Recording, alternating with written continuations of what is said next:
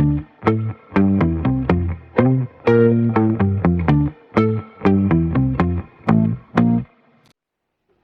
what's up guys? Welcome back to the channel. So this week we're going to show you Carolina Pines RV Resort in Conway, South Carolina. Our first impressions of the place were overwhelming. We had a rough ride in. It was raining and it was night, and we went down a bunch of secondary roads with potholes everywhere. So we were all a little frazzled by the time we got there. And then when we pulled into the place, it's lights and palm trees and just beautiful buildings, and it was awesome. And in fact, I was a little worried they wouldn't let us in. Just a bunch of hicks out here with our red trailer. But we didn't have a problem. We were good. We had a great weekend, and I hope you guys enjoy the video. I try to show you what the entrance looks like, what the roads look like, what the campsites are like. And this always helps me when I watch some of these reviews, because when you're pulling the trailer in to a new place, especially at night, to give you an idea how much space there is, obviously what there is to do there, what kind of sites they have. So I hope you enjoy. Please don't forget to like and subscribe to the channel, and please leave a comment below if you've been to Carolina Pines and you loved it. And also, if you want to go and you have any questions, we'll be glad to answer those. So thanks for watching and enjoy the video.